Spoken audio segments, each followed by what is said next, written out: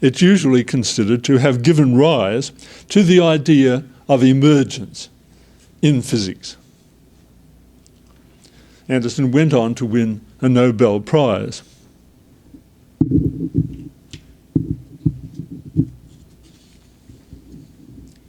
Since 1972, many other examples of emergence in this technical sense have been recognised.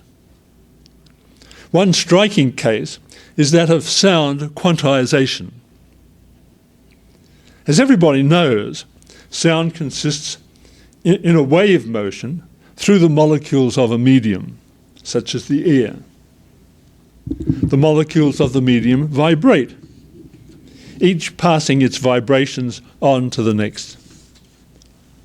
It turns out, however, that under certain circumstances, sound no longer consists of a wave, but of particles.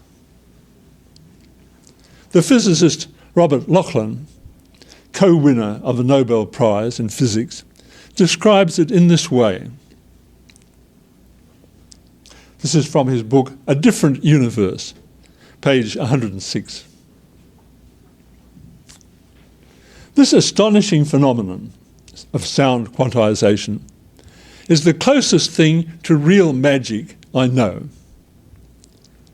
Sound is familiar to everyone as the vibration of elastic matter, typically air, but also solid walls, as you know if you've attempted to sleep with a loud party going on next door. Of the two, sound in solid is the more interesting from a quantum perspective, because it continues to exist and make sense even at ultra-low temperatures. Measurements at such temperatures reveal that it is particulate, that is, it consists of particles.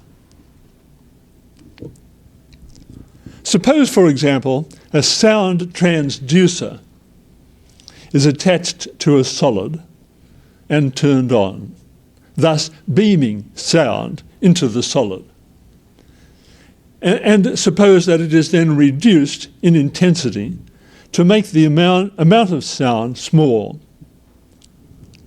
A sound receiver on the other side of the solid detects not a faint tone, but sharp pulses of energy arriving at random times.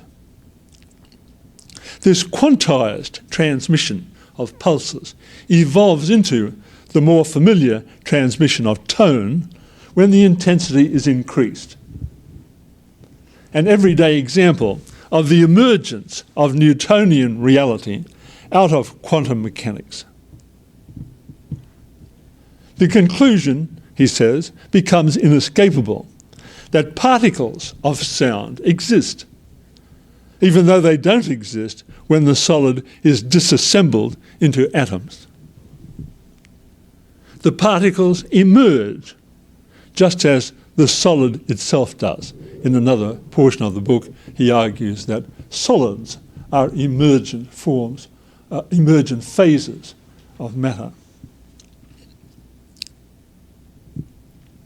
Sound quantization is a particularly instructive example of particle emergence, he says, because it can be worked out exactly in all its detail, starting from the underlying laws of quantum mechanics obeyed by atoms.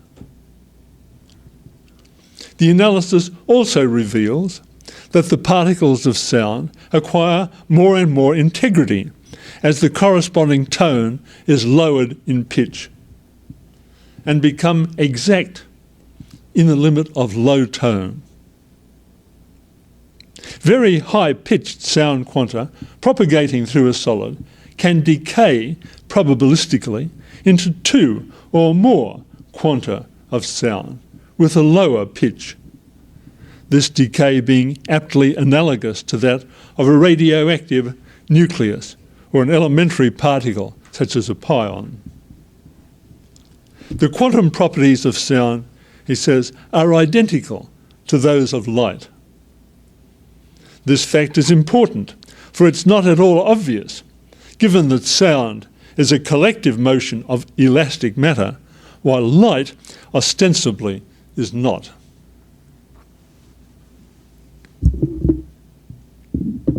If the theory of emergence is true,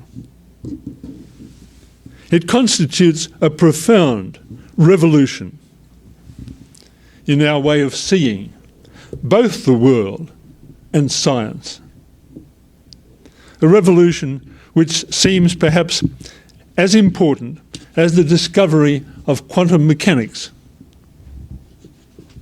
It implies that no particular level of reality is epistemologically privileged. The micro level is not more fundamental than the macro, nor the macro than the micro. But both are of equal importance for understanding the universe. Many of the collective phenomena, namely those that emerge, are not necessarily caused by the single phenomena out of which they appear to be built, but each must be understood in the light of the other. In other words, all levels of reality are equally real and equally significant. Lachlan sums the situation up in these words. What we are seeing is a transformation of worldview in which the objective of understanding nature by breaking it down into ever smaller parts is supplanted by the objective of understanding how nature organises itself.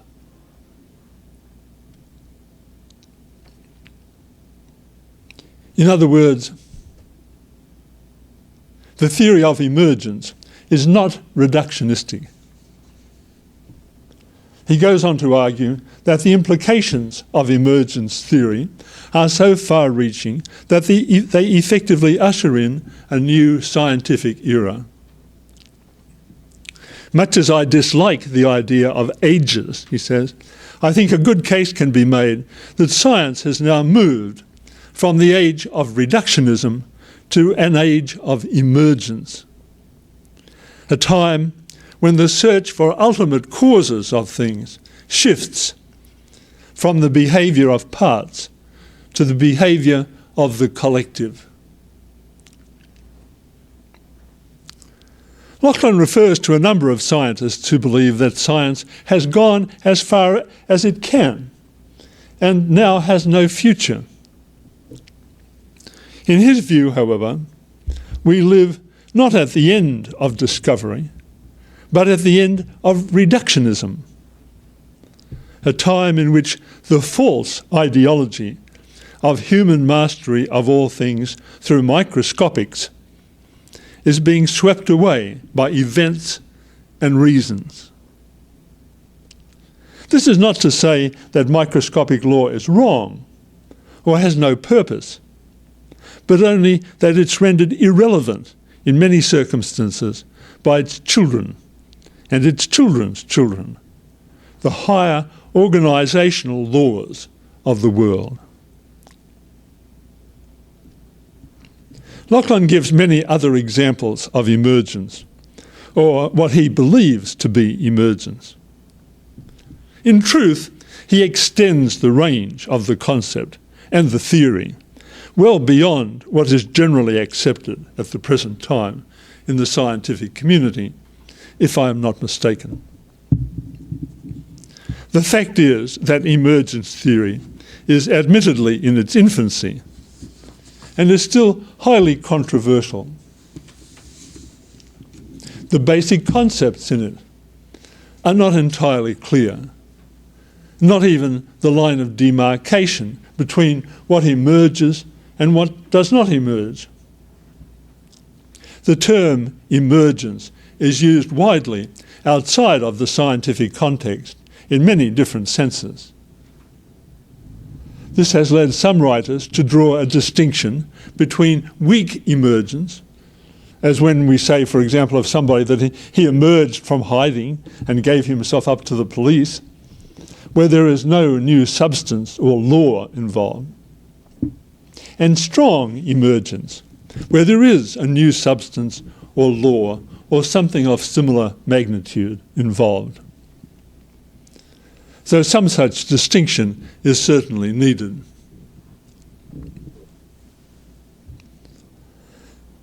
If, however, the theory of emergence proves to be well grounded, as indeed it appears to be, at least to some extent at the present time, then certain questions follow from it. It seems to me that these are chiefly two. One concerns the nature of science. The other, the nature of the world. What is to be the fate of science in an emergent world? We've been arguing in these lectures that science must necessarily be mechanistic if it is to be successful. And we've given the two main reasons for this. The rational principle of Occam's razor, or that the simpler explanation is always to be preferred, and the necessity of empirical prediction and experimental verification.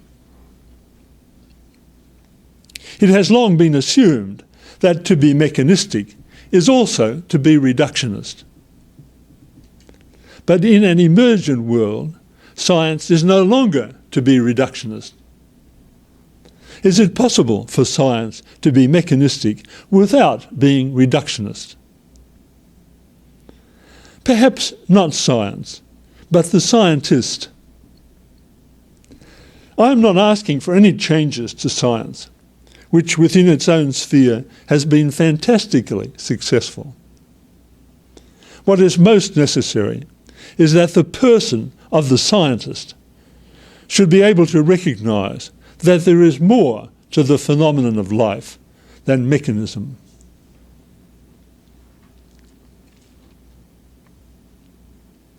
My second question concerns the nature of the world. If the theory of emergence is correct, as we just saw, there is no single epistemologically privileged level of reality, as scientists previously assumed, but there are different levels. This ties in well with the account that we have been giving in these lectures of the phenomenon of life.